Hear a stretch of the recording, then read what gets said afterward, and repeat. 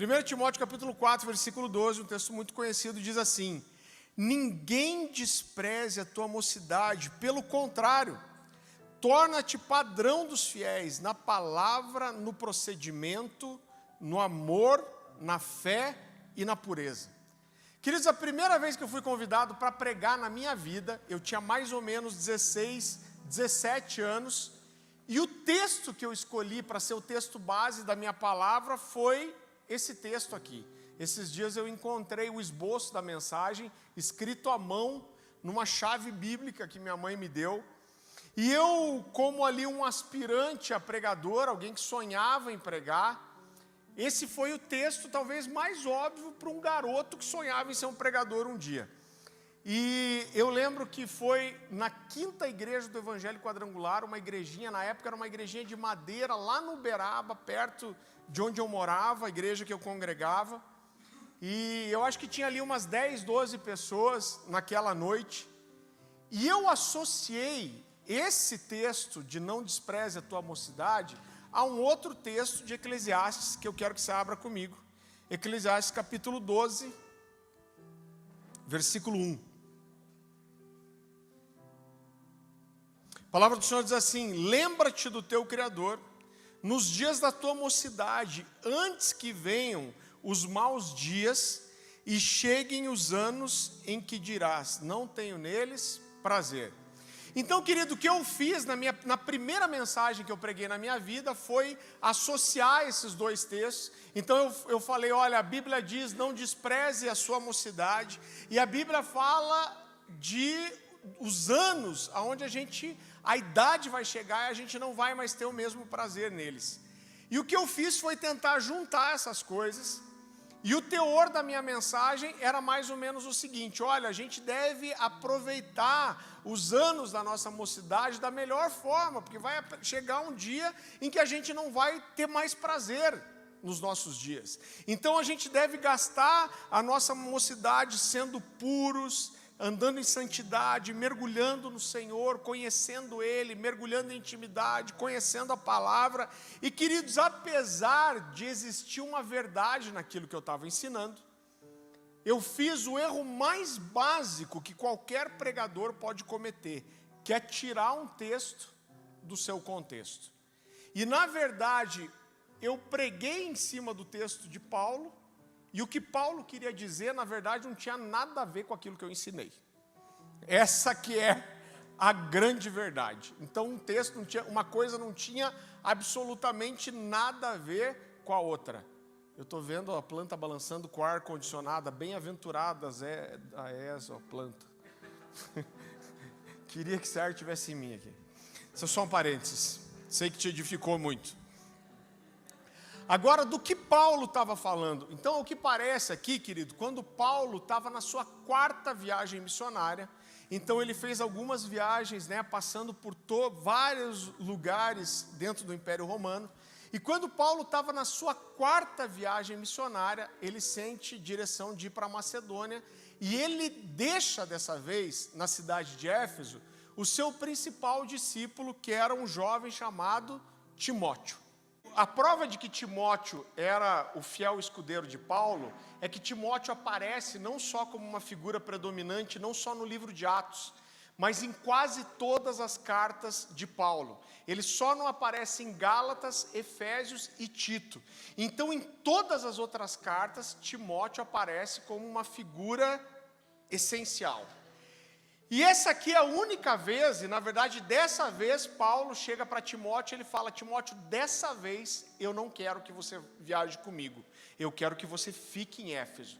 E existia um motivo para Paulo pedir para Timóteo ficar. E o motivo é que a igreja estava sendo atacada por heresias, doutrinas distorcidas e principalmente pelo judaísmo, pelos judeus que queriam trazer o judaísmo para dentro da igreja.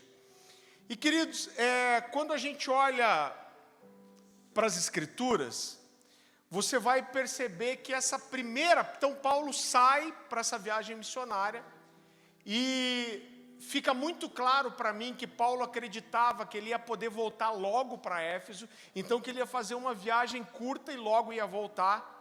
Mas por algum motivo, provavelmente a perseguição que Paulo sofreu e depois foi preso 2 vezes em Roma, por algum motivo ele percebeu que ele não ia conseguir voltar rápido.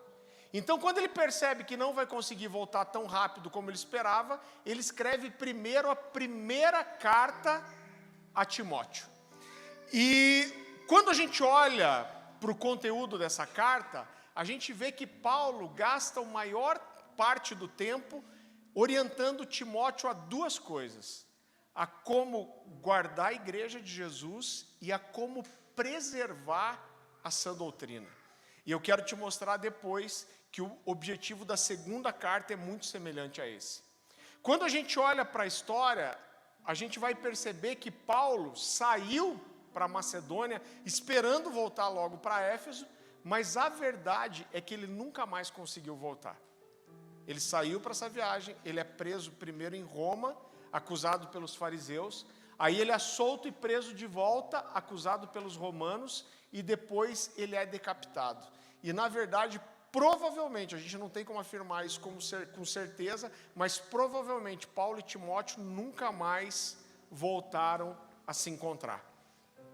E querido, quando a gente olha para a Bíblia e olha para as Escrituras, a gente percebe que Éfeso foi uma das principais cidades, uma das cidades mais importantes para a expansão do cristianismo.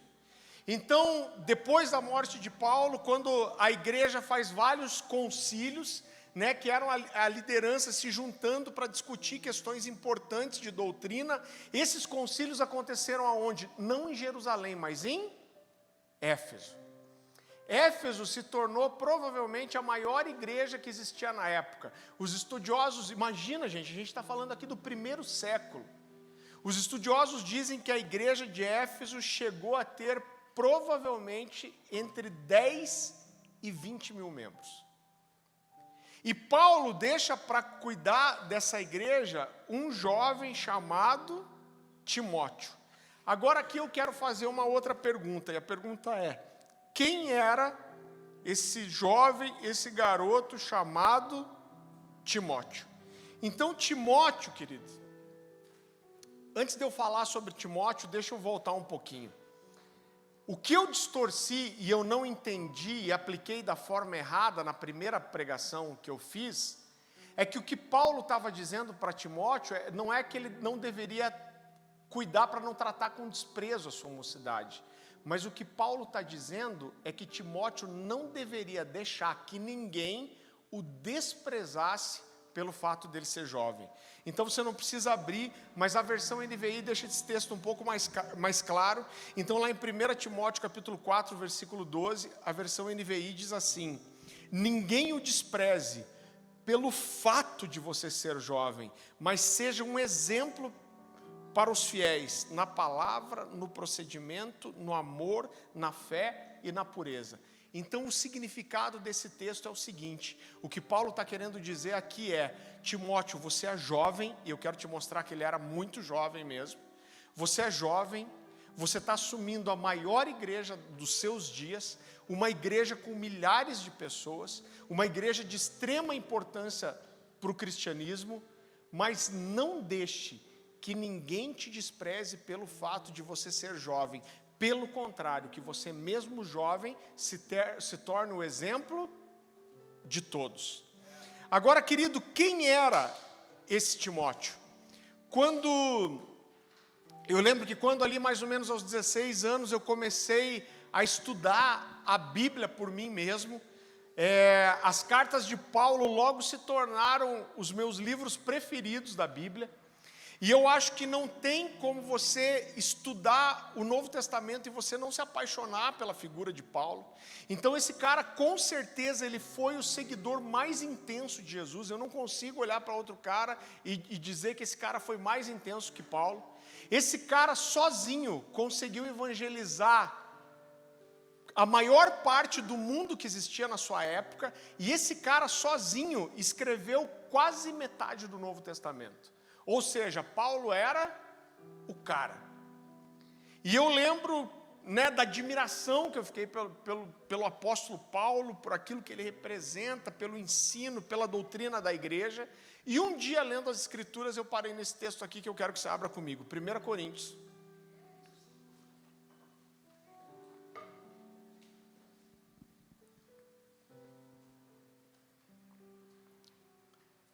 Primeira Coríntios, capítulo 4.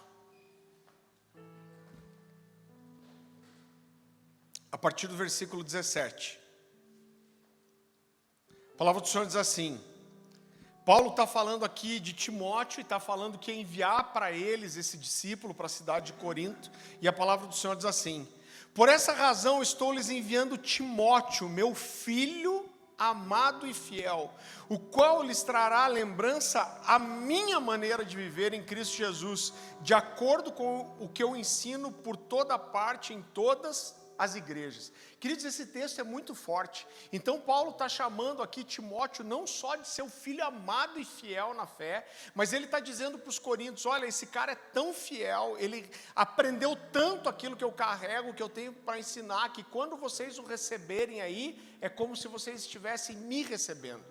E eu quero dizer para você que quando eu olhei para esse texto, eu senti assim uma invejinha gospel, uma invejinha branca de Timóteo. Eu fiquei olhando para isso e pensando, cara, o que Paulo viu em Timóteo para considerar Timóteo de uma forma tão especial. E eu quero levar você a entender quem era esse Timóteo. Queridos, a Bíblia fala que o primeiro lugar onde muitos gentios começaram a se converter foi na cidade de Antioquia. A Bíblia fala que Barnabé é enviado para lá, e depois de chegar e ver que Deus estava fazendo alguma coisa realmente relevante naquele lugar, ele leva Paulo para Antioquia. E a Bíblia fala que depois de 2 anos pregando e ensinando em Antioquia, a Bíblia fala que as autoridades da igreja, que o presbitério se juntou, impôs as mãos sobre Paulo e Barnabé e os enviou para a obra que o Senhor tinha chamado. Então eles saem de Antioquia e eles passam primeiro por uma cidade chamada Chipre, depois eles vão para uma cidade chamada Icônio, e a Bíblia diz que quando eles estão pregando em Icônio, alguns judeus estavam seguindo eles e começaram a incitar o povo para apedrejar Paulo e Barnabé. Então quando eles percebem que a coisa vai ficar feia e que eles vão ser apedrejados, a Bíblia fala que eles juntam suas coisas e fogem para uma cidade vizinha chamada Listra. E aí Listra era a cidade de Timóteo. A Bíblia diz que quando eles chegam em Listra, eles começam a também evangelizar as pessoas, e a Bíblia diz que é tão forte aquilo que Deus faz através da vida deles, a cura, os milagres, as maravilhas, a libertação, que as pessoas chegam e começam a se prostrar diante de Paulo e Barnabé para querer adorá-lo. Eles levantam e falam: olha, não façam isso. Só que mais uma vez a Bíblia diz que alguns judeus que seguiram ele, imagina os caras chatos, seguiram de Antioquia até Chipre, até Icônio, e chegaram aqui em Listra, começaram a incitar o povo, tanto judeus quanto gentios, mais uma vez contra Barnabé e Paulo. Só que dessa vez não dá tempo de fugir. A multidão agarra, principalmente Paulo, porque era provavelmente quem estava pregando. Eles levam ele para fora dos muros da cidade e eles apedrejam Paulo a ponto dele ser considerado morto. Então, quando eles acham que ele está morto, eles se afastam, e a Bíblia diz que alguns irmãos se reúnem para ir resgatar o corpo de Paulo para enterrá-lo. Só que quando chegam lá, Paulo se levanta e volta para a cidade. Queridos, por que isso é importante?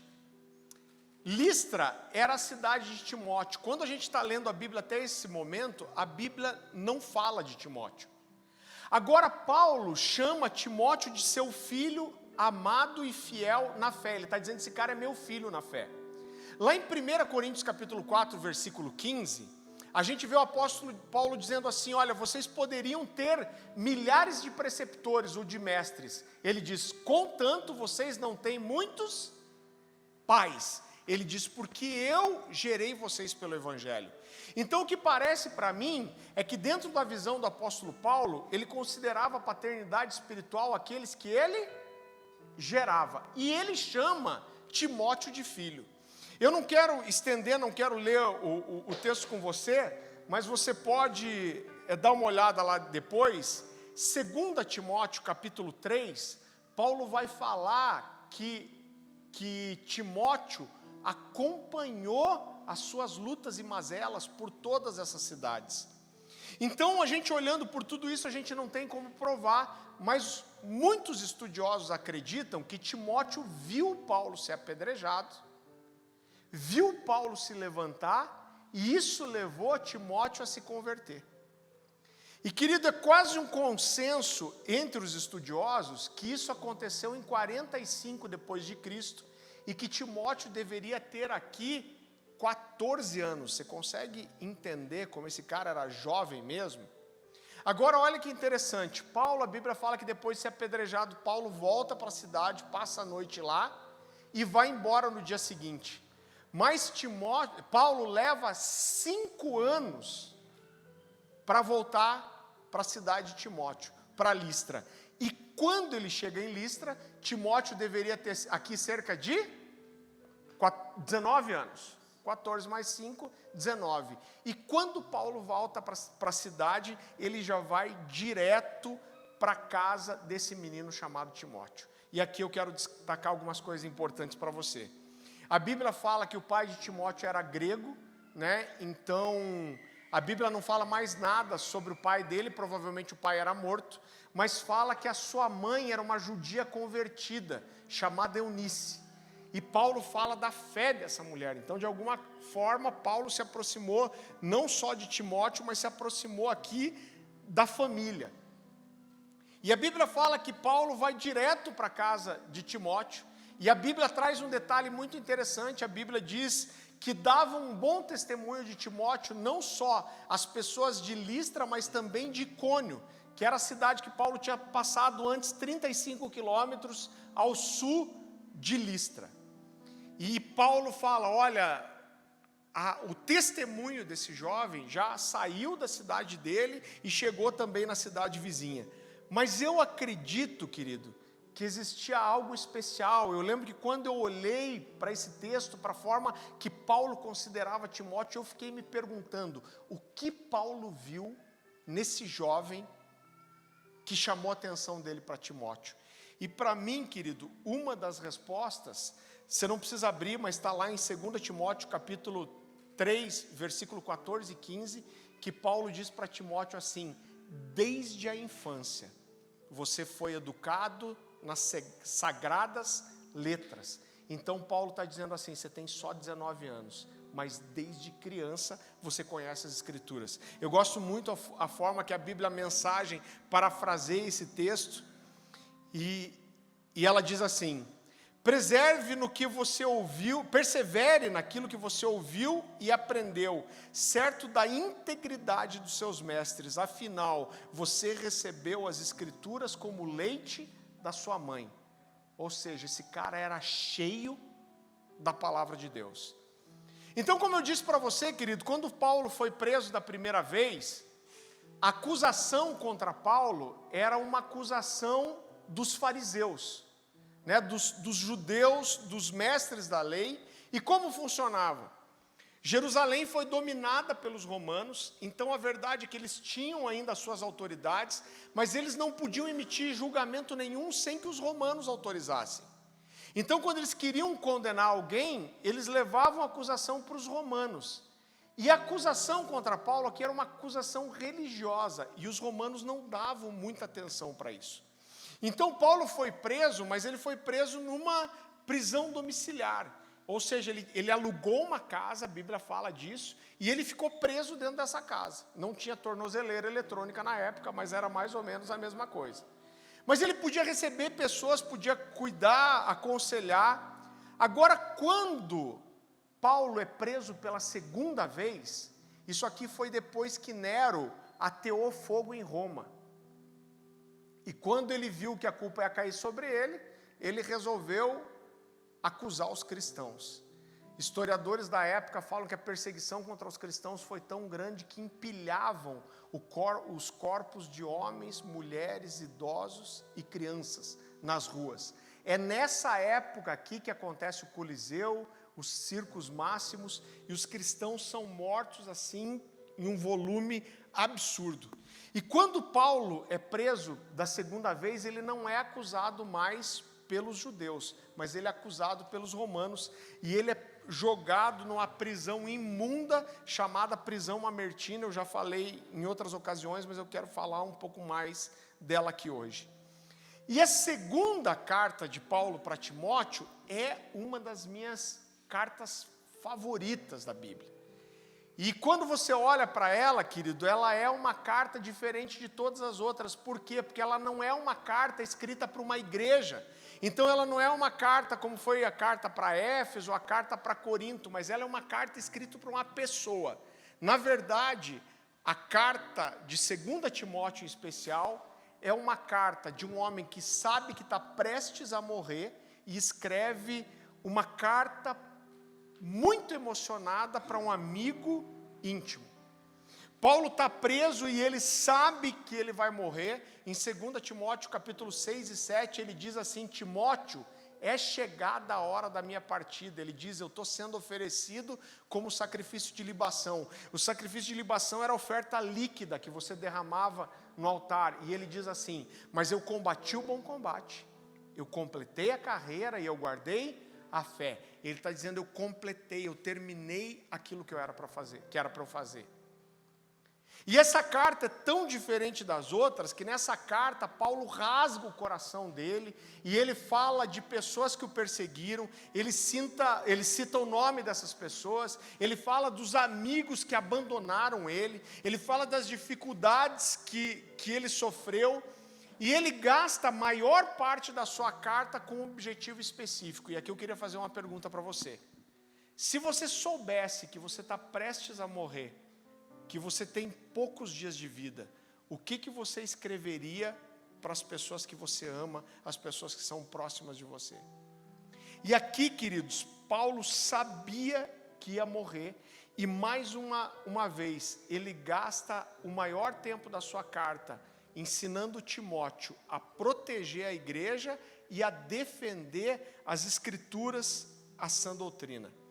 Querido, quando eu comecei a ensinar essa mensagem, e o conteúdo dessa mensagem é mostrar como a gente precisa ser fiel e defender a verdade das Escrituras, queridos, porque nós somos uma igreja que busca o vinho do Espírito, nós queremos mover no profético, nós queremos que Deus venha. A gente tem falado disso aqui, a gente adora quando Deus vem, bagunça, o Espírito Santo vem e se move. Nós cremos nos dons espirituais, nós cremos no avivamento, mas nós somos também uma igreja bíblica. E a gente ama a palavra, a gente mergulha na palavra, e a gente não quer só o vinho do Espírito, a gente quer o pão da palavra também. Amém? Então, normalmente quando eu começo a falar isso, eu falo sobre essa necessidade de defender as Escrituras. Por quê, querido? Porque a gente vive uma época em que a Bíblia é diluída. Eu viajo há 11 anos pelo Brasil, e eu quero falar uma coisa para você. São raros os lugares em que você entra e a Bíblia é ensinada de verdade, irmão. A verdade é que as pessoas são rasas. A doutrina, o ensino é raso. É muito mais fácil você ver alguém pregando uma coisa motivacional, uma teologia meio coaching. Então tudo vai dar certo, você vai ter sucesso, tudo vai ser bom, do que alguém ensinando a palavra de verdade. E normalmente quando eu falo da importância de se defender as Escrituras, se levanta alguém dizendo assim: ah, cara, para. Você acha que Deus precisa mesmo que alguém defenda a verdade, que alguém defenda a sua palavra? Ele é o maior interessado. Foi ele que falou, Deus vai defender a Escritura dele. Você acha mesmo que Deus precisa de alguém defendendo a Bíblia? Mas eu acredito que essa é a pergunta errada. Se a gente tem a pergunta errada, você pode ter a resposta errada. Eu acredito que a pergunta certa não é se Deus precisa que a gente defenda as Escrituras, mas se Deus deseja que a gente defenda. E quando a gente faz essa pergunta, olhando para o Novo Testamento, eu quero dizer para você que a resposta para mim fica muito clara. Eu quero que você abra comigo em 2 Timóteo, capítulo 3.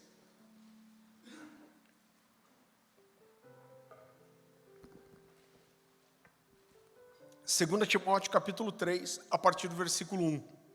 Querido, antes só da gente ler o texto, deixa eu te falar uma coisa. Quando você lê a carta desde o começo, ele está começando aqui o capítulo 3.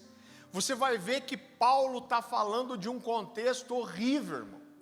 Então ele está falando que ele foi preso, ele está dizendo que ele é um prisioneiro, ele está dizendo que ele foi perseguido, ele está falando daqueles que o abandonaram, ele está falando de perseguição que virá sobre a igreja, ele está falando da contaminação que está entrando na igreja, ele está falando daqueles que não querem ouvir a verdade, e no capítulo 3 ele começa dizendo assim: saiba disso, nos últimos dias sobrevirão dias terríveis. Então o que ele está dizendo é o seguinte: Timóteo, você acha que está ruim? Então se prepara, porque vai piorar, nem começou. Então vamos lá, 2 Timóteo capítulo 3, a partir do versículo 1. Saiba disso, nos últimos dias sobrevirão tempos terríveis. Os homens serão egoístas, avarentos, presunçosos, arrogantes, blasfemos, desobedientes aos pais, ingratos, ímpios, sem amor pela família, irreconciliáveis, caluniadores, sem domínio próprio, cruéis, inimigos do bem, só gente boa, traidores, precipitados, soberbos, mais amantes dos prazeres do que amigos de Deus, tendo a aparência de piedade, essa frase é importante, mas negando o seu poder. Afaste-se também desses.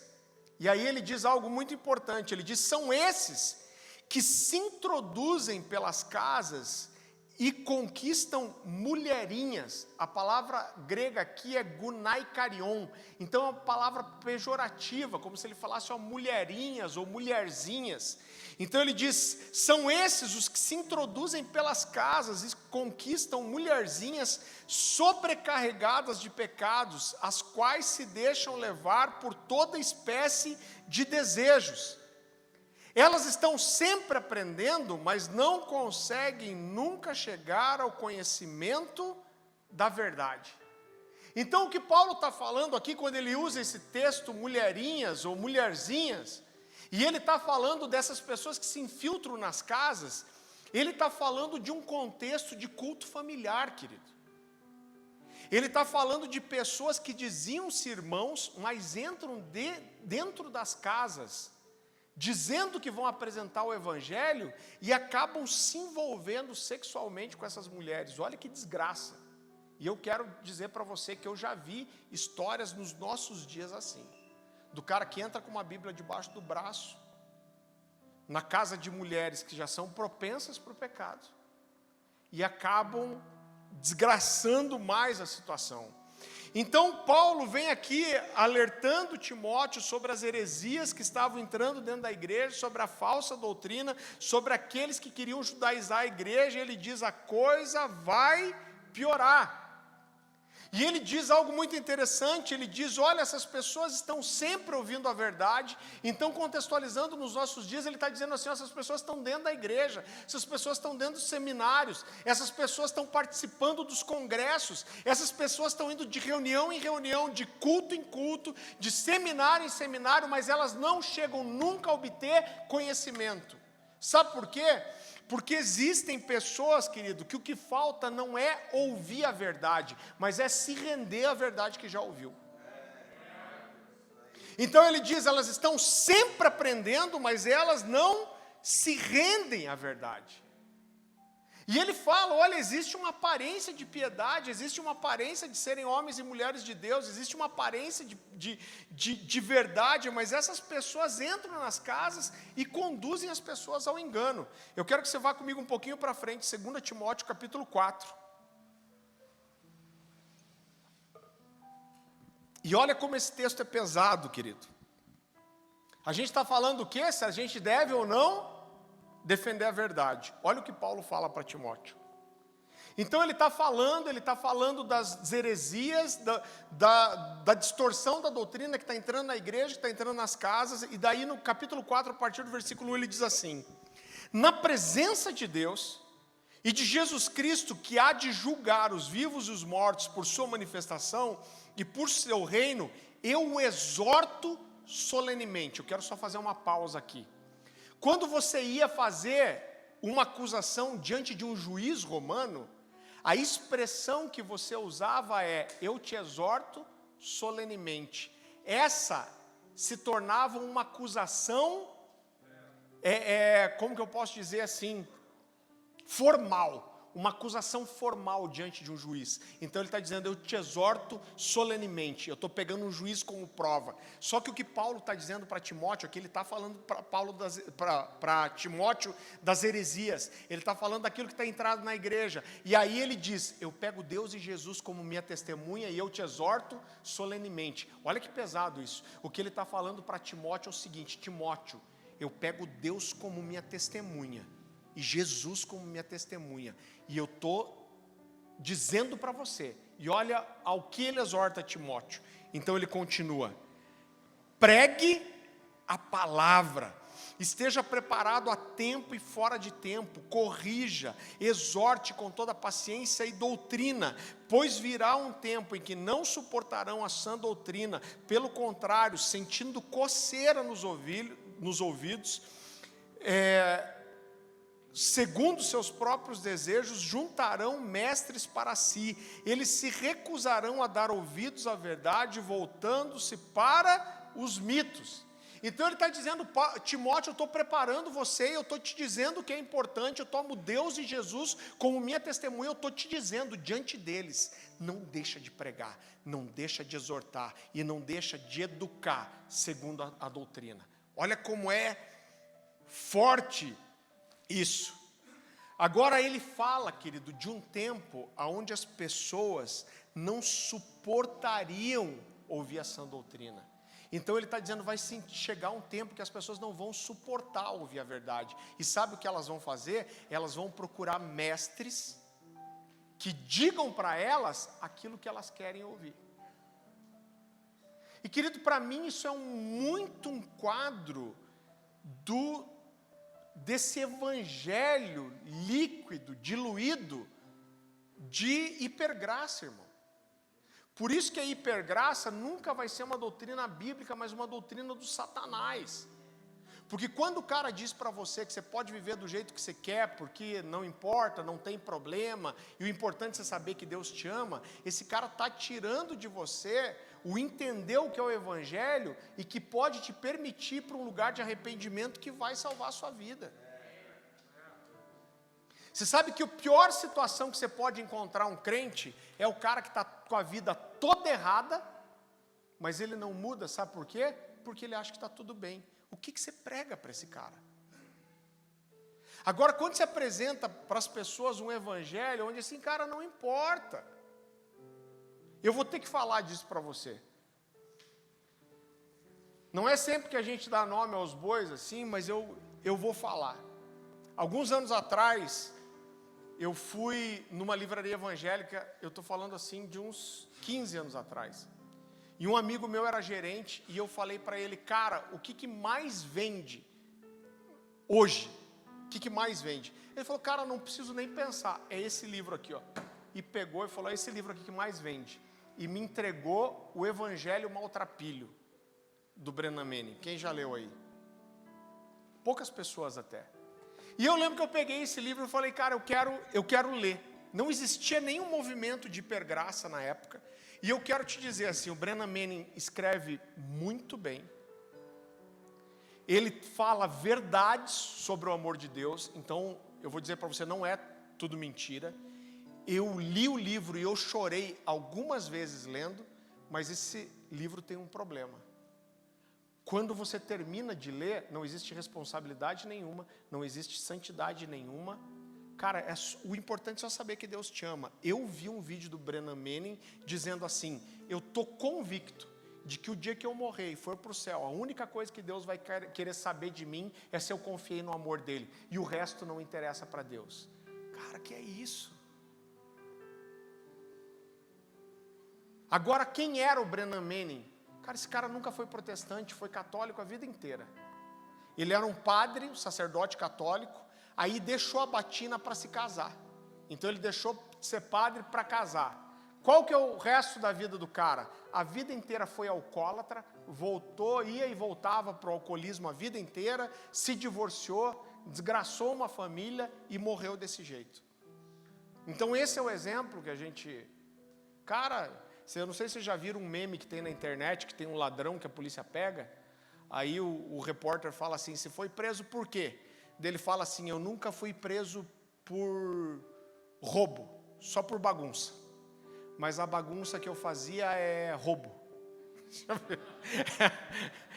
E daí uma hora o cara fala, não sei o que de Deus. Aí o repórter fala, você acha que Deus aprova tuas presepadas? Daí ele fala, se aprovar, não aprova, mas ele passa os panos, né? Então é mais ou menos a teologia da hipergraça, irmão. Então o meu conselho para você, irmão, se você for ler o Brennan Manning, leia com muito cuidado. Por quê? Porque a igreja está cada vez mais, querido, se afastando da sã doutrina. E as pessoas acabam se cercando de mestres que digam o que elas querem ouvir. Agora, irmão, você acha um mundo aí que quer ouvir isso. Chega para o cara e fala o seguinte, você quer ser crente? Deus vai te amar, vai te dar colo, vai te abençoar, e no fim você vai para o céu. O que eu tenho que mudar? Tem que mudar nada, está tudo de boa. Deus te ama, está tudo certo. Deus não condenou a mulher adúltera, não vai condenar você.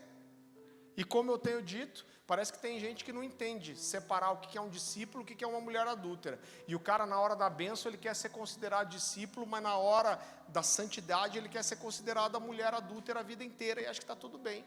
Você tem que escolher o que você é discípulo, você é mulher adúltera, porque ser as duas coisas ao mesmo tempo não dá. Irmão, eu não consigo entender um evangelho desse. Que o cara acha que o amor de Deus é Deus aceitar que você faça qualquer coisa.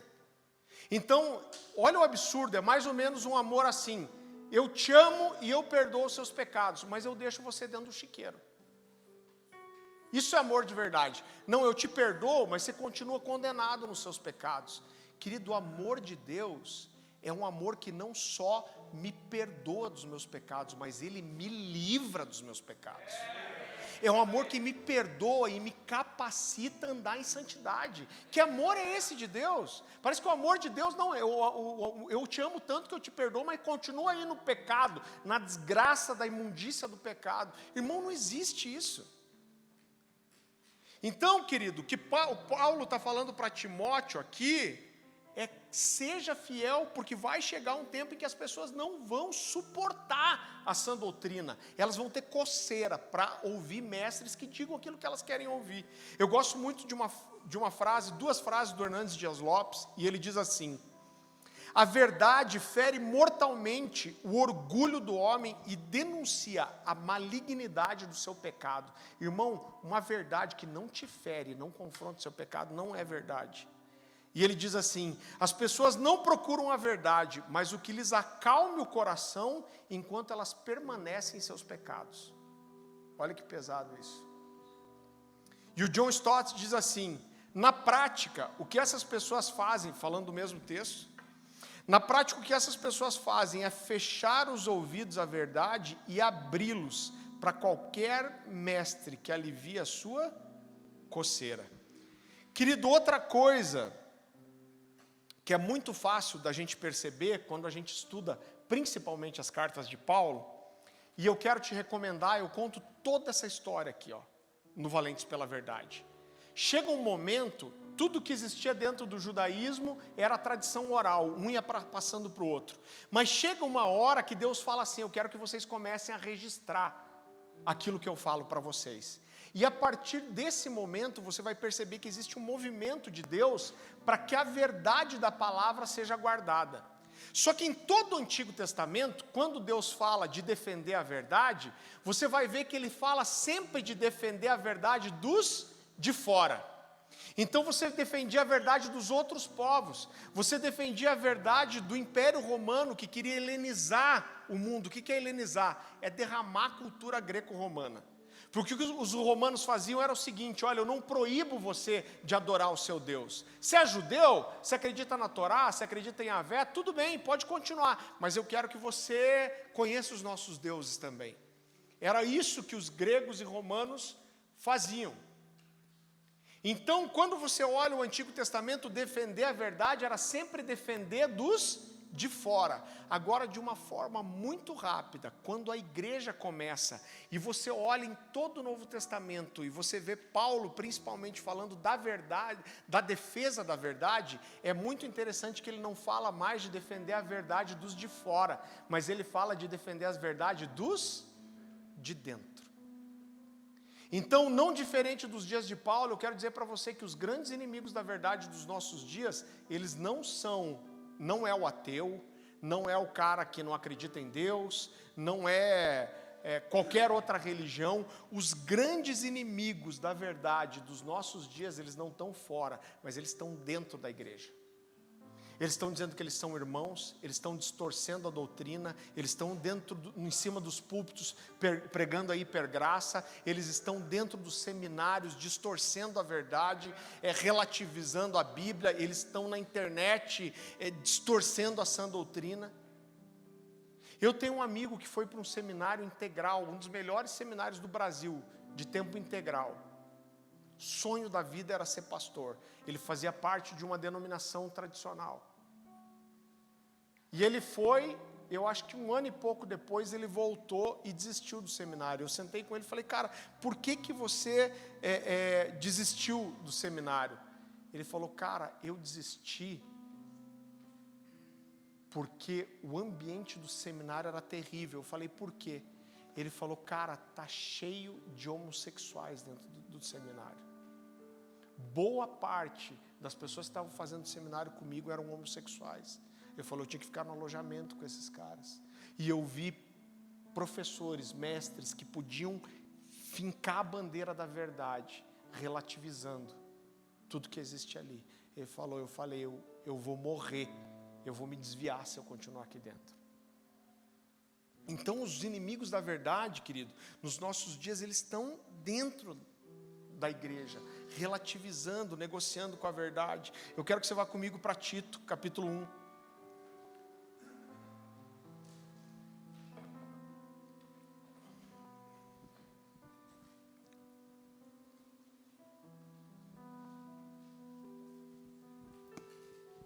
Tito, capítulo 1, a partir do versículo 9. Então Paulo está falando aqui para Tito algo muito semelhante com o que ele faz com Timóteo. Ele está falando sobre como Timóteo deveria defender as Escrituras. E ele diz assim: e apegue-se firmemente à mensagem fiel. E depois ele diz, da maneira como foi ensinada, para que seja capaz de encorajar outros pela sã doutrina e refutar, repita comigo, refutar os que se opõem a ela, pois há muitos insubordinados, repita, insubordinados, que não passam de faladores, repita comigo, faladores, e enganadores, repita comigo, enganadores, especialmente os do grupo da circuncisão. É necessário que eles sejam silenciados, pois estão arruinando famílias inteiras. Olha de volta as casas entrando aqui. Ensinando coisas que não devem, e tudo por ganância. Um de seus próprios profetas chegou a dizer, cretenses, sempre mentirosos, feras malignas, glutões presunçosos. Tal testemunho é verdadeiro. Portanto, repreenda-os severamente, para que sejam sadios na fé, e não deem atenção a lendas judaicas, e nem a mandamentos de homens que rejeitam a verdade. Queridos, eu gostaria que a gente pudesse analisar um pouco mais esse texto. Então Paulo está falando aqui para Timóteo dos opositores da verdade, ou dos inimigos da verdade. E ele fala que essas pessoas têm um perfil.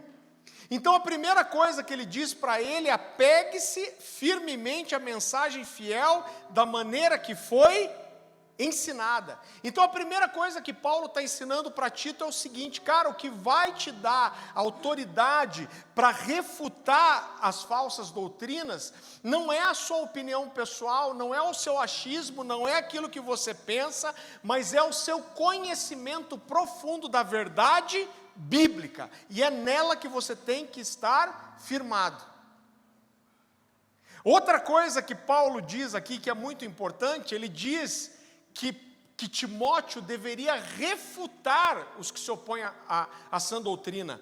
A palavra hebraica, a palavra grega traduzida como refutar aqui é a palavra eleixo, que segundo o dicionário de Strong significa sentenciar, refutar, confutar, geralmente, isso eu acho muito especial, geralmente com a implicação de vergonha em relação à pessoa sentenciada, e por meio de evidências condenatórias, trazer à luz e expor.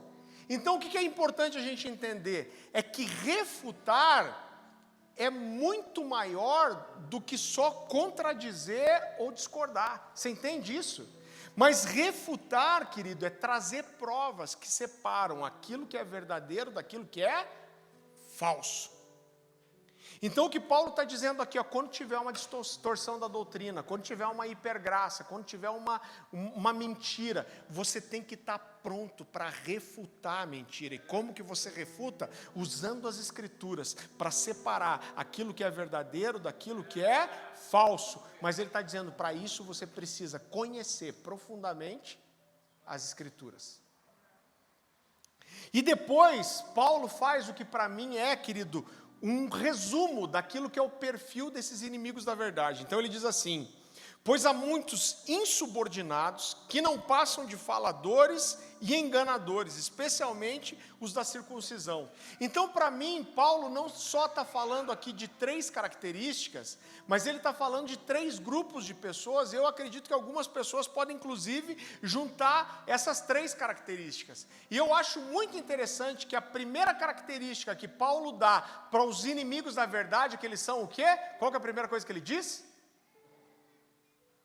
Eles são insubordinados. Então o que Paulo está dizendo, olha, essas pessoas, elas não se submetem a ninguém. Quando a gente vai para a palavra original, ela significa exatamente isso, aquele que é não submisso. Agora, querido, olha para mim uma coisa, Paulo é sem dúvida nenhuma, depois de Jesus, a figura mais importante do Novo Testamento. Como eu falei, esse cara foi o seguidor mais intenso de Jesus. Esse cara sozinho escreveu quase metade do Novo Testamento. Esse cara evangelizou a maior parte do mundo que existia na sua época, mas mesmo assim, quando a gente vai para 1 Coríntios capítulo 15, a gente vê pelo menos 3 vezes Paulo subindo para Jerusalém, para colocar a sua doutrina para ser julgada pelos apóstolos. Então ele submete não só a sua doutrina, mas a sua vida aos apóstolos. E ele está dizendo, olha, eu estou pregando para os gentios, eu estou pregando assim. E aí os apóstolos se reúnem e dizem, não, você pode continuar pregando desse jeito. Irmão, Paulo era o cara. Paulo chega a dizer, em certo momento, que ele fez mais do que todos os outros. Trabalhou mais do que todos os outros. Tem 2 formas de entender isso. Ou que Paulo diz, olha, quando você olha para os apóstolos, você pode pegar qualquer um que eu trabalhei mais do que eles. Ou a forma que eu acredito que é o que Paulo queria dizer, se você juntar tudo que os outros apóstolos fizeram, não dá o que eu fiz. Agora, mesmo assim, Paulo sobe e submete a sua doutrina aos apóstolos. A gente vê que Paulo não desenvolveu o seu ministério até ele ficar por 2 anos em Antioquia e depois o presbitério se juntar e enviar Paulo. Ou seja, existe, querido, uma cadeia de autoridade. Timóteo era submisso a Paulo. Paulo exorta tanto Timóteo quanto a Tito, ele diz, não imponham as mãos sobre ninguém precipitadamente, para você não se tornar cúmplice do pecado de outro. Sabe o que ele está dizendo? O que é impor as mãos precipitadamente? Ele faz uma lista, ontem a gente falou sobre isso, sobre as características que um presbítero, um diácono pode ter. Então o que ele está dizendo assim, você precisa conhecer a vida dessas pessoas, porque se você colocar as mãos precipitadamente, você é cúmplice do pecado daqueles que você estabelece. E com isso ele está querendo ensinar o que também? Existe uma cadeia de autoridade, irmão, só tem autoridade quem recebe de alguém. Mas ele diz que esses falsos mestres, eles eram insubordinados, esses caras não se submetiam a ninguém, eles não reconheciam a autoridade, eles não foram fiéis o tempo suficiente para serem reconhecidos. Ontem uma das coisas que a gente mais falou aqui dos pastores e diáconos eles estão conosco há mais de 10 anos, eles foram reconhecidos. Agora esses caras eram insubordinados, provavelmente porque eles se achavam bons demais para serem discipulados. Irmão, pensa uma coisa que o cara quando chega aqui, ele perde o nosso coração. É o cara quando entra aqui na igreja, o cara só, não, eu sou muito experiente. Eu só sou discipulado por pastor. A gente ouve isso. Fica quase endemoniado. Mas por quê? Porque não existe um coração submisso. O cara quer sempre começar por cima, irmão. Eu falo isso, quando eu cheguei na comunidade Alcance, eu ia numa célula que só tinha eu e um casal. Novos convertidos, inexperientes. Mas enquanto eu estive lá, eu fui fiel. E eu não fui insubordinado. Eu não faltava uma célula sem ligar para o meu líder e falar, cara, eu tive uma situação aqui, eu não vou poder ir hoje. Agora tem gente que quer chegar já por cima da carne seca. Não, eu preciso ser discipulado por um pastor. Porque eu sou muito experiente. Irmão, eu não estou desprezando. E eu sei que existem pessoas recém-convertidas, existe gente que... A gente tem alguns pastores sentados aqui no meio da igreja, que não estão pastoreando e estão sentados aqui recebendo. Isso para mim já é um testemunho muito precioso. É o sinal de alguém que fala, cara, eu tenho humildade para sentar e receber. Mas esses inimigos da verdade, eles eram insubordinados. Agora, a segunda característica que Paulo dá para eles é que eles eram faladores ou falastrões. Agora, é muito interessante, porque normalmente esse é um tipo de grupo que sofre menos resistência dentro da igreja. Sabe por quê? Porque a gente gosta de ouvir, irmão. Então essas são pessoas que normalmente elas falam demais e elas caem no pecado da língua, principalmente da maledicência. Então elas estão sempre falando mal, elas estão falando mal do líder, elas estão falando mal do pastor, elas estão falando mal do louvor, elas estão falando mal de alguém da recepção, e são pessoas que nunca olham no olho, e sentam e falam, cara, eu tenho algo para resolver com você e eu preciso te falar. E essas pessoas se tornam maledicentes. Segundo o dicionário Hawais da língua portuguesa, maledicente é aquele que fala mal dos outros, maldizente ou má língua. A gente chama aqui de língua preta. Língua de chau-chau. Então, agora sabe o que é triste? É que essas pessoas maledicentes, olha o que eu vou te falar, irmão, eu sei do que eu estou falando. Essas pessoas maledicentes, normalmente, elas são pessoas carismáticas.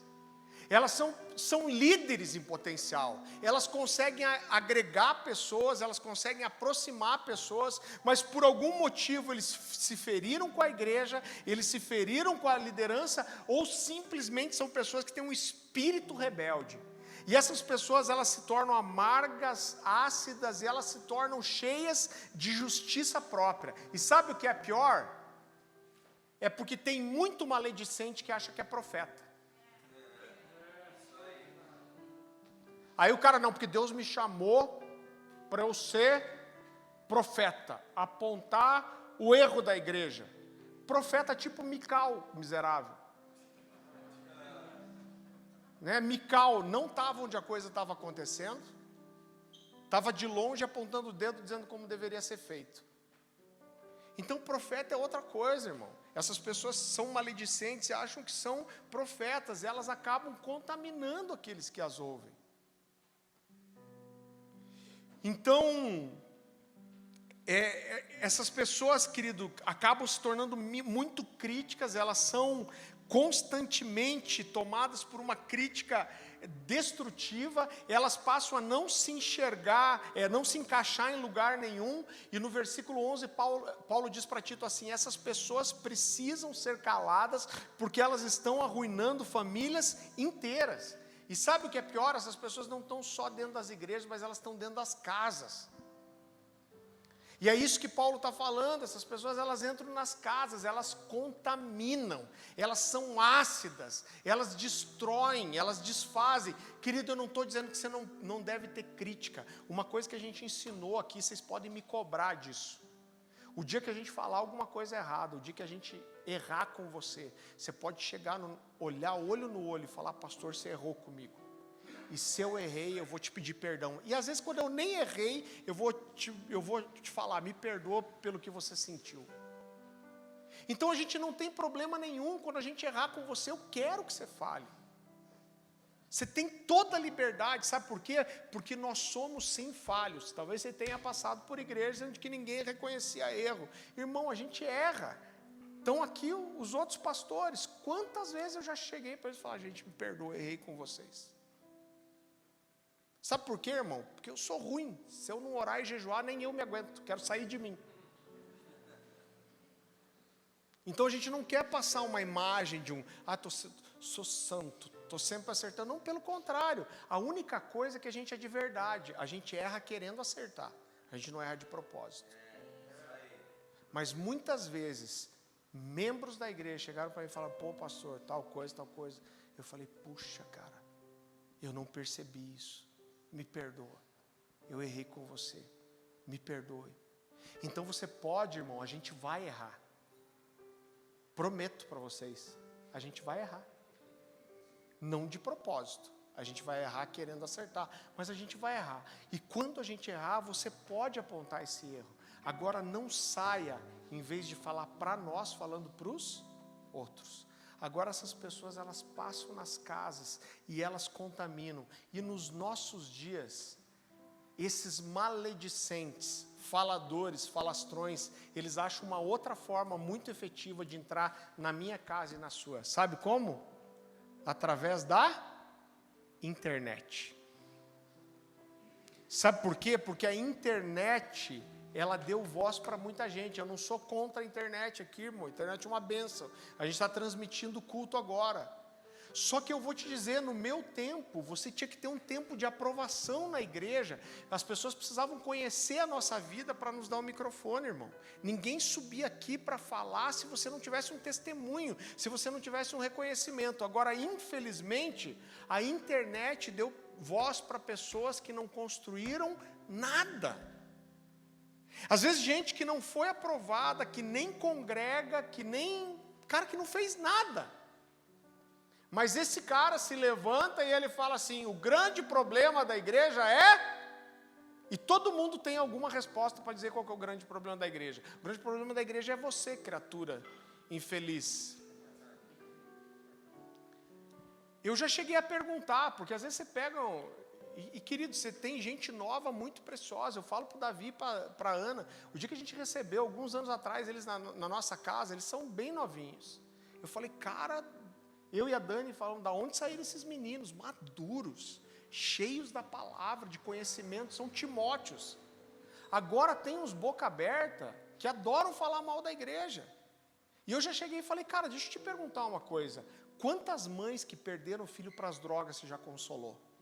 Quantos pastores destruídos pela igreja, pela crítica de pessoas você já acolheu? Quantos casos de adultério que destruíram uma família inteira você já ajudou a restaurar? Ah, nenhum. Então cala sua boca, você não sabe o que é o problema da igreja. Sabe quantas pessoas você cuidou, se edificou, se acompanhou, se discipulou? Então cala a boca, você não sabe. Mas a internet, querido, deu voz para muita gente que não construiu nada. E fere meu coração, porque essas pessoas estão sempre falando mal de pastores, de pregadores, de ministros. Pessoal da Lagoinha, então, eu até não tenho visto muito isso ultimamente, mas eu lembro um ano, que ficaram um ano inteiro fazendo meme e figura, principalmente com o pessoal da Lagoinha. Eu lembro que tinha uma imagem que me chamou a atenção, que era a capa daquele filme, A Fantástica Fábrica de Chocolates. E aí era a Ana Paula Valadão, em vez do Johnny Depp, né? E deram assim, a Fantástica Fábrica de Heresias. Cara, porque são pessoas maldosas, que ironizam pessoas reais, de verdade. Irmão, não compartilha um negócio desse. Sabe por quê? Porque existe uma pessoa de verdade por trás daquilo. Esses caras são maldosos, maledicentes. E acabam, às vezes, ferindo e acusando pessoas que são muito mais úteis no reino do que elas. Então, existe alguém de verdade por trás daquilo. Agora, olha que interessante, eu ouvi uma vez um pastor falando isso, ele falou, sabe por que tem tanta gente para falar mal dos outros na internet? Porque essas pessoas não têm nada, elas não estabeleceram um ministério, elas não têm um nome para zelar, elas não têm um ministério consolidado para proteger, e na verdade essas pessoas se escondem atrás de um muro que se chama anonimato, ou seja, elas não são ninguém, então elas não têm nada para proteger, então elas falam o que querem, do jeito que querem, quando querem. E querido, isso é extremamente maligno, porque você vê muitas pessoas, inclusive, querendo aparecer e ganhar seguidores falando mal dos outros, irmão. Agora, sabe por que é mais triste, o que é mais chocante? É que essas pessoas ganham milhares de seguidores na internet. Sabe por que elas ganham seguidores? Por que pessoas ácidas e maledicentes ganham seguidores tão fácil? Porque a igreja está cheia de gente ferida, e esse povo acaba se encontrando e fica um lambendo a ferida do outro. Vai ficar um lambendo a ferida do outro e reforçando a maledicência do outro. Eu quero contar uma história para você. Eu lembro que uma vez a gente fez um evento lá na comunidade Alcance. Eu tinha acabado de ser ordenado. E foi uma semana onde quase todos os pastores tinham saído de viagem, só eu e a Dani, a gente estava lá, e eu lembro que o pastor Luciano falou, Farley, a gente cedeu a igreja para outro pastor, e vai ter esse evento, e eu preciso que você fique aqui de anfitrião e cuidando para dar tudo certo. E eu lembro que o pastor que estava fazendo esse evento, um pastor amigo, tanto meu como do Luciano, chegou e falou, Farley, eu estou trazendo o pastor fulano de tal aqui, e o cara é forte, o cara bate, e o cara é discípulo do Paul Washer, e o cara fala mesmo que tem que falar, e eu fiquei empolgado, falei, vamos ver o pau fechar. E daqui a pouco chegou o cara, que eu não vou citar quem é, e esse cara subiu e começou a pregar. E, irmão, quando começou a pregar, não era uma pregação, mas era uma exposição. E esse cara começou a falar mal desse, começou a falar mal daquele.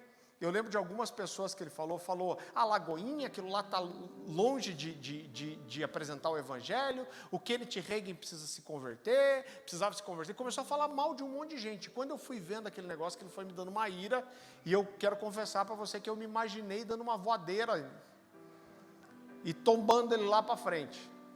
E eu falei, eu vou arrancar esse cara do púlpito. Irmão, para quem me conhece, eu gosto de uma treta às vezes. Falei, eu vou arrancar esse cara do púlpito. Só que eu falei, cara, eu sou um pastor recém-ordenado. Não tem ninguém aqui. Fui para fora e liguei para o Luciano. Eu ia falar, Luciano, posso arrancar o cara do púlpito? E daí liguei para o Luciano 3 vezes, o Luciano não atendeu. Aí eu cheguei, pelo menos, eu falei, acho que isso, pelo menos eu tenho liberdade. Cheguei na mesa de som e falei para o Márcio, Márcio, derruba a transmissão, não vamos transmitir essa porcaria aqui. E aí, quando acabou a pregação, eu falei, agora eu vou pegar esse cara. Mas fui na cola dele, na bota dele, eu ia confrontar, irmão. Por quê? Porque a gente não fala das pessoas, a gente fala para as pessoas. Amém? Falei, eu vou pegar esse cara lá em cima. Só que quando eu cheguei na sala, tinha um monte de gente junto. E eu não quis expor o cara. Aí logo depois disso, o pastor Luciano me ligou. E ele falou, Farley, você queria falar comigo? Eu falei, Luciano, aconteceu um negócio feio aqui, subiu fulano de tal, começou a falar desse, começou a falar daquele. O Luciano falou, mas ele falava o nome das pessoas. Eu falei, falava, Luciano. Ele falou, puxa, cara. Ele falou, pode deixar, eu estou voltando de viagem hoje à noite, amanhã de manhã sou eu que prego no evento e pode deixar que eu vou consertar. Pensa num cara que ficou curioso do que o Luciano ia fazer. Irmão, quero falar para você, para vergonha da classe, que quando aquele pastor estava pregando, os pastores chegavam a subiar e bater palma. Que desgraça de gostar de falar mal dos outros, né, irmão? O cara, mas era um congresso para pastores, mas o cara descendo, sarrafo, falando mal de todo mundo, e os pastores. Aí o Luciano chegou, fez aquela brincadeirinha, falou dos livros. A grande maioria tinha aplaudido o cara. Daí o Luciano falou, irmãos, antes de eu compartilhar a palavra, eu só soube que teve uma ministração muito polêmica aqui ontem de manhã. E eu gostaria, só antes de passar a minha palavra, eu só gostaria de fazer uma observação. E ele falou, eu queria que os irmãos abrissem comigo em Atos, capítulo 25, versículo 16. Abra lá comigo. Eu quero ler o mesmo texto que você.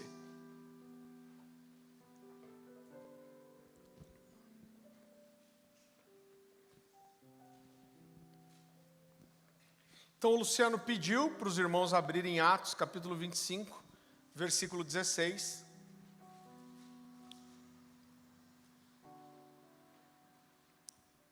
E ele lê o texto que diz assim: eu lhes disse que não é costume romano condenar ninguém antes que ele se defronte pessoalmente com seus acusadores e tenha a oportunidade de se defender das acusações que lhe fazem. E aí o Luciano disse assim: irmãos, essas palavras aqui são do procurador Festo, que substituiu Félix.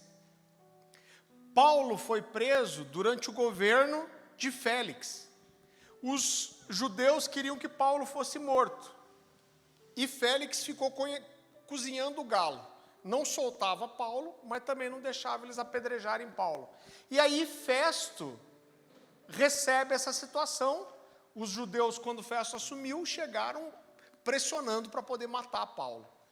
E aí Festo escreve esse texto e fala: olha, diga para os judeus que não é costume romano acusar alguém sem que a pessoa acusada esteja diante dos seus acusadores e tenha a oportunidade de se defender.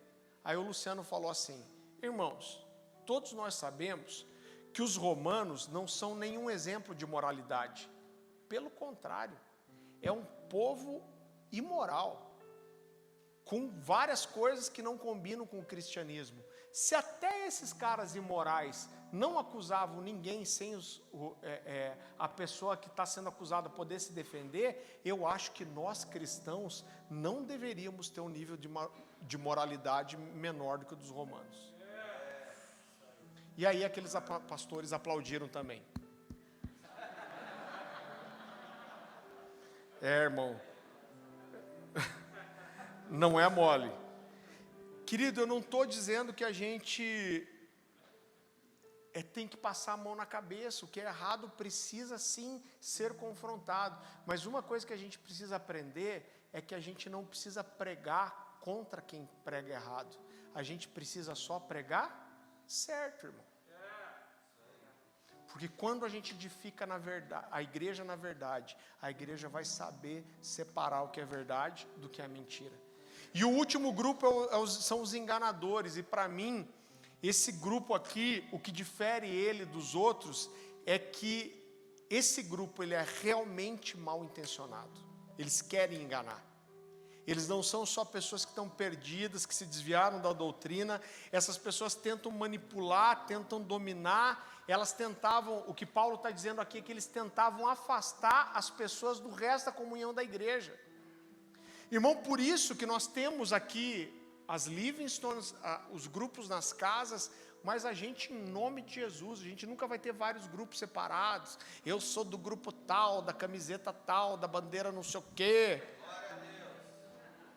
Se você começar de folia, de achar cor para o seu grupo, querer dar nome para o seu grupo, nós vamos costurar a sua foto na boca de um sapo de Lagoa de Retiro.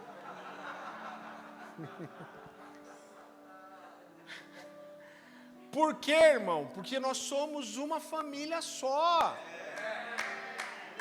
Tudo que tenta te separar do resto do grupo, irmão, não é de Deus, irmão. É claro que é normal que você vai ter uma afinidade maior com o grupo, é natural. As panelinhas, elas são naturais que aconteçam. O problema não é ter panelinha, o problema é a panelinha ter tampa. Então as panelas, elas têm que estar abertas para a gente ir e vir. Agora, quando você vê alguém que quer te separar, quer te afastar do resto, do todo do grupo, querido, isso é maligno. Então essas pessoas, o seu interesse, o seu ensino, ele era maldoso, ele tinha interesses obscuros. Paulo fala para Tito, ele diz assim: é necessário que eles sejam silenciados, pois estão arruinando famílias inteiras, ensinando coisas que não devem, tudo por ganância, ou seja, sempre tem um interesse obscuro por trás. E aqui eu estou quase caminhando para o final. E querido, uma coisa que eu quero destacar para você é que a igreja dos últimos dias, e se fala muito da igreja dos últimos dias hoje, como se fosse uma igreja avivada. Agora eu quero dizer para você que a igreja dos últimos dias, ela não é uma igreja avivada. Quando você olha para Apocalipse, você olha para as cartas de Paulo, você vai ver que a igreja dos últimos dias, ela é uma igreja onde o amor esfriou, ela é uma igreja que se afastou da sã doutrina, e ela é uma igreja, querido, com um perfil muito parecido com aquilo que a gente vive. E eu quero dizer que, num quadro geral, a igreja dos últimos dias é uma igreja apóstata. Ela não é uma igreja avivada. Agora, pastor, você não acredita no avivamento dos últimos dias? Claro que acredito. Agora, toda vez que Deus faz uma coisa especial, isso nunca é sobre o todo, mas é sobre um remanescente. A gente olha e vê que a segunda pregação de Paulo alcançou 5.000 pessoas. Uau, 5.000 pessoas! Mas, irmãos, tinham milhares de judeus. E eles tinham alcançado 5.000 depois de Jesus pregar por 3 anos e meio e fazer tanta coisa. Quando você olha a história dos avivamentos, Azusa batizou milhares de pessoas, mas dentro do que eram os Estados Unidos, a Califórnia, Los Angeles, isso era uma parcela muito pequena. Então vai haver um avivamento, um grande derramamento do Espírito Santo, mas isso é sobre um remanescente. O quadro geral da igreja é de apostasia. Eu estava falando com o Davi ontem, e eu acredito que a gente está num momento de cisão. Sabe aquele, o que está sujo, que se suje cada vez mais, e o que está puro, que se purifique cada vez mais. Porque a gente, irmão, vive uma estação em que as pessoas ainda estão tentando esconder o seu pecado, mas isso está mudando, e a igreja está começando a ficar cheia de gente que vive mergulhado no pecado e está começando a defender isso. E está dizendo que você não pode acusar ela, que você, se você fizer isso, você não ama, você não entendeu o Evangelho de Jesus, porque o Evangelho de Jesus é amor. Como eu estou ouvindo aí que não existe mais acusação, ouvi uma criatura, como a gente diz aqui internamente, burra de pai e mãe, dizendo que não existe arrependimento no Novo Testamento. Sério, irmão, como diz o paranaense, de saltar o butiá do bolso, né? Não dá, irmão. E eu acredito que cada vez mais tem uma separação. A gente está no momento de uma cisão. Ou a gente mergulha na verdade, de verdade, conhece as Escrituras e defende, ou você larga os betes de vez. Estou bem paranaense hoje. E para encerrar, quando Paulo escreve a segunda carta dele para Timóteo, ele era um homem velho já, de idade avançada. Como ele fala lá em Gálatas, capítulo 6, ele diz que o seu corpo carregava as marcas de Cristo. Então Paulo fala que 5 vezes, olha o que esse cara passou, ele diz que 5 vezes ele foi chicoteado pelos judeus. Sabe como era feito isso? Os chicotes eram feitos de couro com esferas de metal nas costas. Então você já deve ter visto na sua Bíblia que dizia assim, que eles davam 40 chicotadas menos uma. Você já leu isso, essa expressão? Eu olhava e ficava pensando, mas 39 então, né? Por que 40 menos uma? Mas depois eu entendi. Por quê? Porque a lei determinava que o máximo que se podia chicotear um homem era 40 vezes. Eles acreditavam, inclusive, que se você passasse disso, você matava a pessoa. Então, para não descumprir a lei, com medo de descumprir a lei, eles davam 39. Sabe como era feito isso? Normalmente eram dadas 26 chicotadas nas costas e 13 no peito. Por quê? Porque a história diz que depois de 26 chicotadas dessas nas costas, as costas de qualquer homem já estaria completamente aberta em carne viva e não tinha mais aonde bater. Então eles viravam esse cara de frente e davam mais 13 no peito. Paulo fala que 3 vezes ele foi surrado com vara pelos romanos. Sabe o que é isso? Pau de arara, irmão. Sabe aquele pau de arara que é tipo a trave, que prende pé e mão, e surravam com varas até essas pessoas desmaiarem. Fora isso, Paulo foi surrado, apedrejado até ser considerado morto, passou por fome, escassez, nudez, naufrágio, noite sem dormir. Ele fala de cadeia, fome, nudez, frio. Então, com certeza, Paulo era um velho judiado.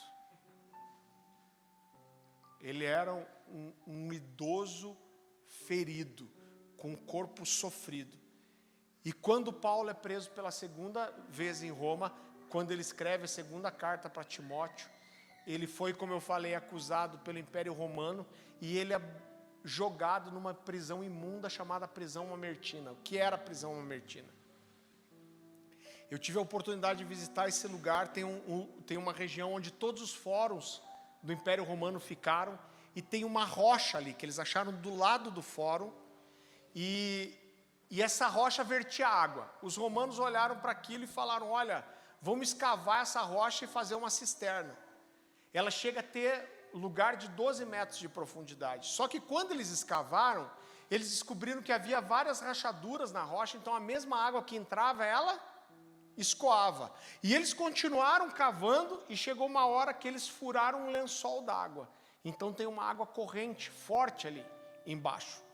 E aí aquele buraco virou em nada, ou seja, não virou uma cisterna, porque a água toda escoou. E algum endemoniado olhou para aquilo e falou: já sei o que nós vamos fazer com isso, vamos transformar em uma prisão.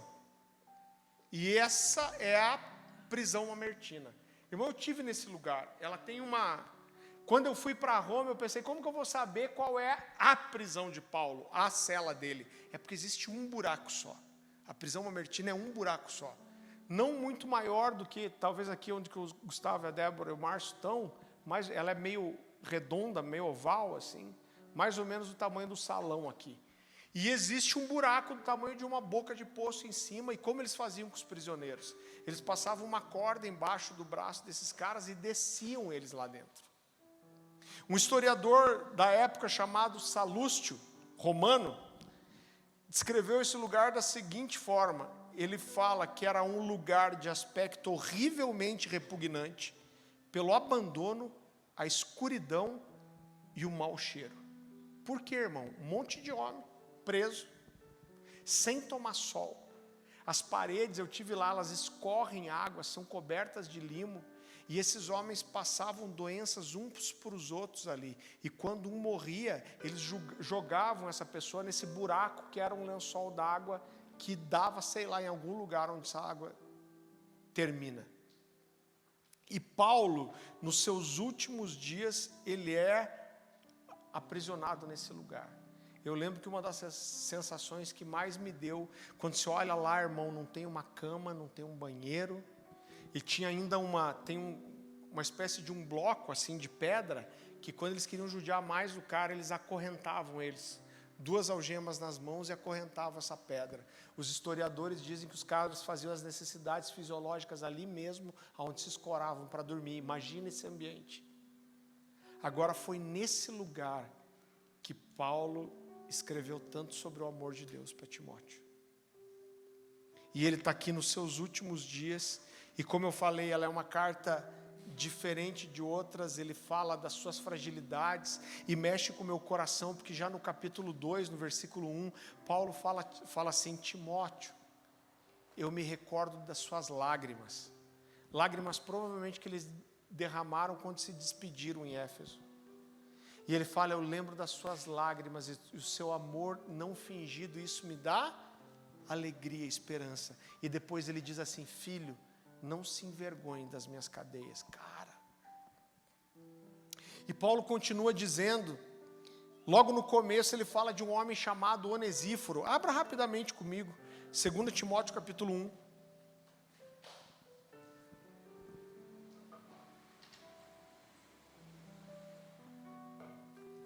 Segundo Timóteo capítulo 1, versículo 15.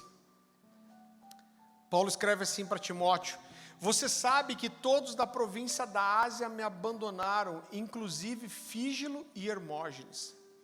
O Senhor conceda misericórdia à casa de Onesíforo, porque muitas vezes, repita comigo, muitas vezes, ele me reanimou e não se envergonhou por eu estar preso. Pelo contrário, quando chegou a Roma, procurou-me diligentemente até me encontrar. Querido, Roma no primeiro século ela tinha 1 milhão de habitantes.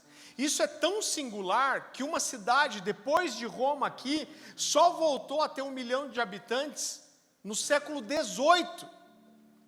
Levou 1.700 anos para uma cidade ter 1 milhão de habitantes de volta, que foi Londres no século XVIII. Então ele diz, olha, Onesíforo, quando chegou em Roma, ele diz, ele me procurou diligentemente. Por quê, querido? Porque provavelmente haviam muitas prisões lá. 1 milhão de habitantes, e ele teve que procurar Paulo. E daí ele diz, olha, muitas vezes Onesíforo me reanimou. Isso mexe com o meu coração, porque Paulo parecia um cara imbatível. Ele fala, não considero a minha vida de valor algum, contanto que eu cumpra o propósito para o qual fui chamado. Né? Ele diz, para mim o viver é Cristo, o morrer é lucro. Mas nessa situação ele fala, Onesíforo muitas vezes me reanimou. Eu imagino esse cara indo naquela buraco de poço, olhando Paulo naquele lugar úmido, molhado, fedendo urina e fezes, e falando, Paulo, não desanima, o Senhor é com você, vai valer a pena, o Senhor é contigo. E Paulo fala de pessoas que o abandonaram, quando ele fala, olha, você sabe, Fígilo e Hermógenes, ele está falando aqui de pessoas que eram conhecidas de Timóteo. Então o que ele está dizendo é, Timóteo, eles eram nossos amigos, eles estavam na mesa com a gente confiava neles. Mas ele fala, na minha primeira defesa, ninguém ficou para me defender. Agora sabe o que é mais precioso, querido? E eu quero encerrar com isso. O que é mais precioso é que você olha essas duas cartas e parece que Paulo só fala de desgraça. Então ele fala, cara, vai haver perseguição, vai haver dificuldade. Ele fala, as pessoas vão se levantar contra a sã doutrina. Ele fala, elas vão ter comichão no ouvido. Ele fala, olha, eu estou aqui, eu fui abandonado, eu fui esquecido. Mas sabe o que é mais precioso? É que o objetivo de Paulo não é fazer Timóteo e Tito desistirem. O que ele quer com tudo isso é preparar Timóteo e Tito para defenderem a verdade. Da mesma forma que a Bíblia fala que quando Paulo vai para ser preso, ele diz que ele está entre alguns irmãos e diz que um profeta pega a capa de Paulo e amarra seus pés e mãos e fala assim, ó, o seu cinto, não me lembro, acho que é o seu cinto, e fala, isso aqui que vão fazer com o dono do seu cinto. E aí os irmãos olham e falam, cara, então não é para você ir. E Paulo fala, não, cara, é para eu ir.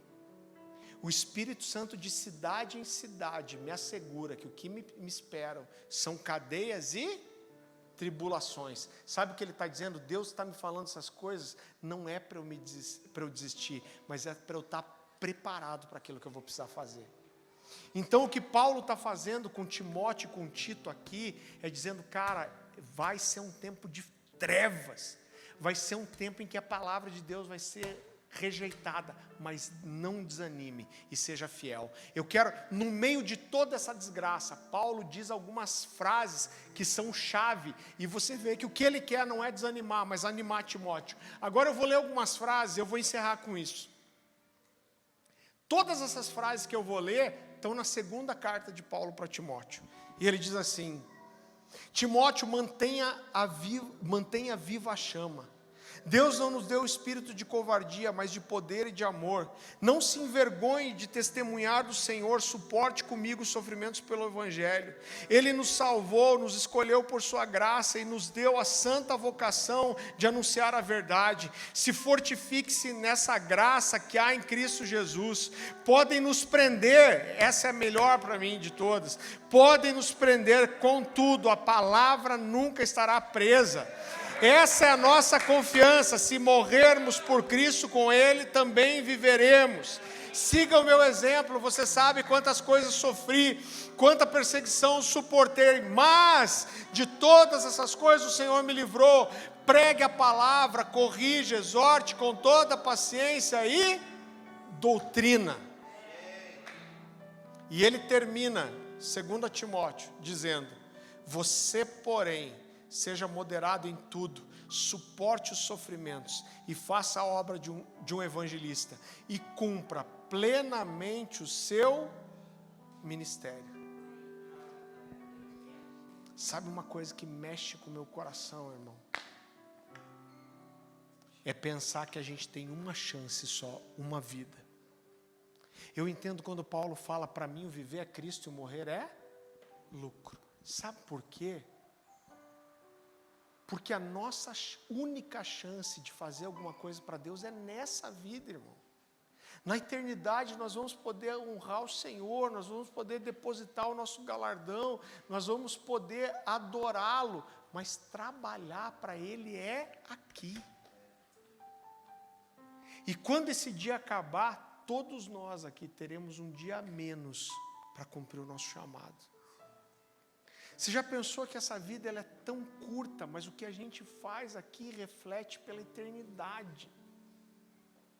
Quando você alcança alguém, todo mundo aqui, acho que quase todo mundo tem alguém que levou para Jesus. Você já pensou que quando você traz alguém para Jesus, querido, você não muda a sua vida dessa pessoa aqui, mas você muda a eternidade. Você está transformando uma história de um espírito que é eterno, irmão, que não tem fim, que é para sempre. E o que a gente faz nessa vida tão limitada e curta ecoa por toda a eternidade, irmão. E eu quero dizer para você, nós vamos cada vez mais mergulhar no Senhor e no Espírito, nós vamos buscar o Senhor, nós acreditamos nos dons proféticos, nós cremos no avivamento, a gente quer vir aqui chapar mesmo, se encher de Deus, a gente ama isso, mas a gente vai ao mesmo tempo mergulhar na palavra, nós vamos conhecer as Escrituras, nós vamos amar a palavra, nós vamos estar prontos para refutar a mentira, nós vamos separar a doutrina falsa da sã doutrina, nós vamos defender a verdade, a gente não vai se calar, nós vamos ser corajosos, valentes defensores da verdade. E aonde você tiver que alguém levantar uma falsa doutrina, você vai estar cheio não só do depósito do Espírito, da unção de Deus, mas você vai estar transbordante da palavra de Deus, para poder levantar a sua mão, o seu dedo e falar, não é isso que a Bíblia diz. Se eu não me engano, foi Spurgeon que falou, uma simples pessoa com uma Bíblia na mão pode dizer que todos os outros estão errados. E é isso aí. Nós amamos a presença de Deus, mas nós amamos a palavra de Deus. Você recebe essa palavra?